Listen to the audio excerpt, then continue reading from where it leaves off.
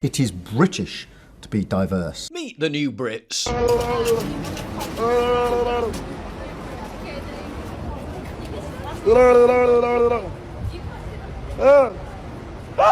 Because what's more quintessentially British than screaming out Islamic phrases on a bus while pestering people for money?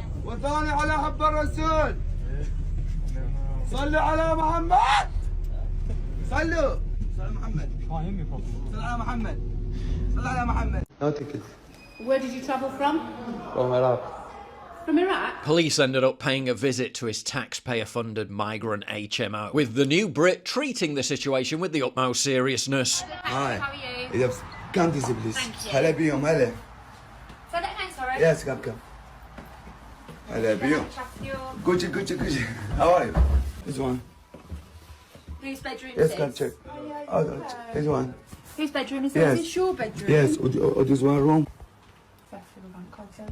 Friend, today class. See the no. Who's your landlord? Because we can ask the landlord for it. Yeah, have see the here. No see. Can you introduce yourself, interpreter, please? Come here now. Hello. Salam alaikum. Surely another upstanding pillar of the community in waiting. It is British to be diverse. Europe's most dangerous cities. Bradford, Coventry, Birmingham. 3 of the most diverse cities in the UK. Our greatest strength strikes again. It is British to be diverse. Because what could be more quintessentially British than, checks notes, violence and sexual offences? The UK is now the rape capital of Europe. Hey! Oh, it's all right. Carry on.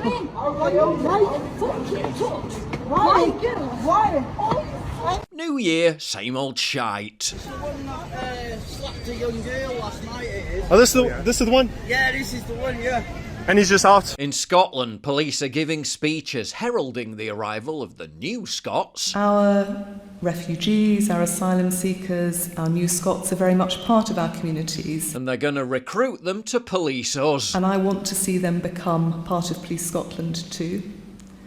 I want to see them take up jobs as police officers and police staff. Even promoting them to the highest ranks. I also, and this isn't in my script, I have to say, I also want to think that at some point one day, the person standing here speaking about the work that Police Scotland is doing as a Deputy Chief Constable will have come to this country as a new Scot, as a refugee or an asylum seeker. Then she cites Glasgow as a shining beacon of integration and diversity. There are obviously concerns expressed sometimes about how different parts of Scotland will respond to the new individuals and the new families joining them, coming into their communities. But I believe we can build on the good practice which we see in places like Glasgow, a wealth of experience of receiving asylum seekers and refugees. Glasgow being the asylum capital of the UK, and just by coincidence, experiencing soaring violent and sexual assaults. And get this for utter lunacy. The illegal migrants who end up being the police will be the same ones imprisoning you for saying hurty words on Facebook. I want to make it really clear that just as you won't tolerate any form of hate crime, neither will we.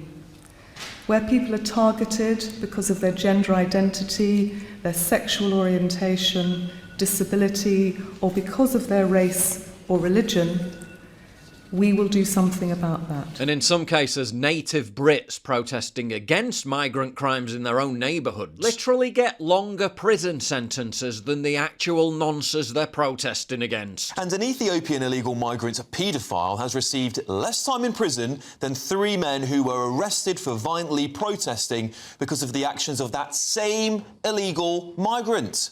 Those 3 local men from the Epping area were arrested and now have been sentenced for violent disorder during a protest at Epping Hotel over the sick and vile actions of the Ethiopian illegal migrant Hadush Kibatu, who, of course, was found guilty of touching and trying to kiss a schoolgirl in Epping and a further attempted sexual assault of an older woman.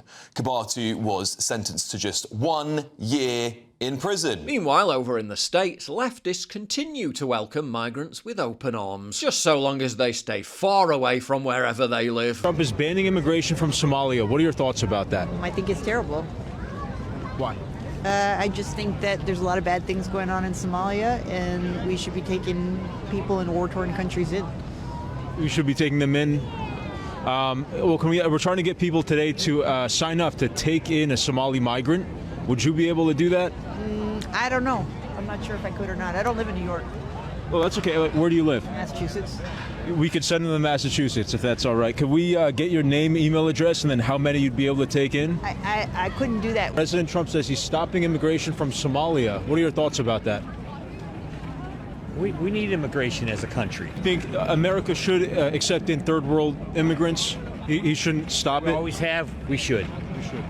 Let me ask you, we're trying to find people to take in a migrant from Somalia.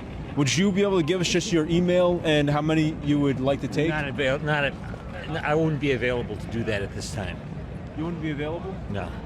I live in Michigan. I can't do that right now. Nobel Prizes, 34 patents and 450 plus academic publications. That's what I want to talk about. Because on December 9th, 2025, a major event took place that made history but went largely unreported. I caught it, and in my opinion, it's a complete game changer in the stock market. There's a race between North America and China to win the future of science and revolutionize artificial intelligence. That's why today's sponsor could be one of the best companies I've ever featured. Telescope Innovations, ticker symbol TELIF on the OTC in the US. Two-time Nobel Prize winner in chemistry involved, check. Multiple previous exits in this industry, check. Generating revenues already, check. 15 of the 20 largest pharma companies are clients, check. Telescope Innovations is the global leader in physical AI self-driving labs. Ordinarily, one drug requires up to 30,000 experiments, and a chemist can only conduct roughly 5 per week. But their self-driving lab executes a year's worth of traditional lab work in a single week through 24/7 autonomous workflow. That's a revolution. On December 9th, 2025, Telescope Innovations, ticker symbol TELIF, delivered its proprietary product for the first time when the self-driving lab was launched onto the world stage. And as far as I'm aware, it has no meaningful competitors for a complete SDL with expert services. Look at the screen. This is the team. Nobel Prizes, dozens of patents, hundreds of publications. I'm convinced that this is a chance to partner with pure geniuses. This platform unifies chemistry, AI, and automation in a closed-loop circle. AI designs complex experiments. Robots execute workflows. Sensors analyze results in real time. And machine learning optimizes the next iteration. Running 24/7 with minimal human intervention to accelerate discovery and cut R&D costs. Here's the efficiency gap. Compare it to a conventional lab, which typically faces a 10-year lead time to develop and commercialize the product. Development costs can reach $900 million, and that leaves only 10 years to monetize the invention under patent laws before the patent expires. And with the self-driving lab, reduces development time by 30%, shaves years off time to market, and adds years of high-margin monetization. Bottom line, Telescope Innovations is developing a platform that, according to internal numbers, potentially saves up to $600 million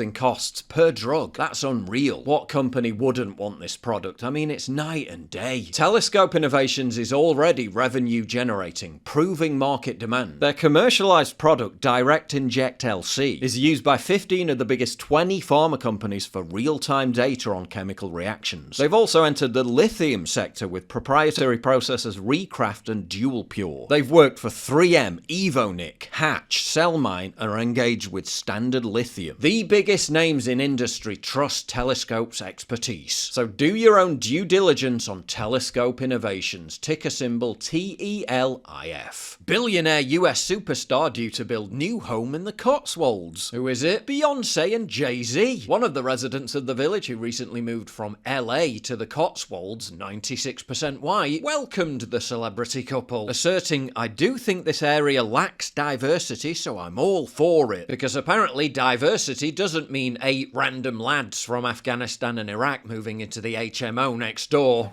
No, it means famous people with a combined net worth of $4 billion building a holiday home mansion down the road. No such good fortune for native Brits, many of whom remain on waiting lists for council houses for years, while illegals get put to the front of the queue. Happy New Year. Bad news. Brand new council homes are now being lined up for illegal migrants while British families sit on waiting lists that stretch into decades. That's the reality facing this country as the Prime Minister hails change on the horizon in his New Year's message. I think, how much longer are we going to continue to reward these people that enter the country, illegally? The government must think that we're thick to not know that. I've got family members of my own that are waiting for council accommodation. Some have been on the list for years. In London's diverse borough of Newham, Tesco left out free food for the homeless, only for it to be swiped by food delivery riders, vast numbers of whom are illegal immigrants. It is British to be diverse. Diverse. And I am proud to serve our diverse country. It is British to be diverse. Diverse. And I am proud to serve our diverse country. It is British to be diverse. Diverse. And I am proud to serve our diverse country. It is British to be diverse. Diverse. And I am proud to serve our diverse country. It is British to be diverse. Homelessness is surging in the UK, with increasing numbers of Brits being forced to beg for food. You okay? I can help you with a jacket potato. Yeah. Sorry, I thought it was press. That's okay. You're all right, darling. Meanwhile, at the local migrant hotel,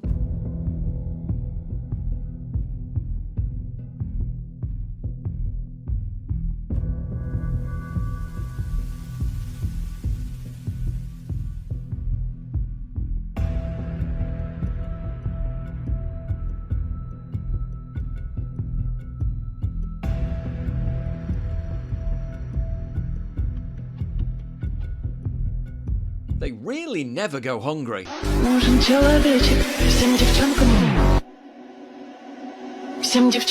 Rowan Williams, migrants are at the heart of our art, our music. Oh yes, it's not just the sheer volume of doctors and engineers. We just can't move for the influx of generational talent musicians.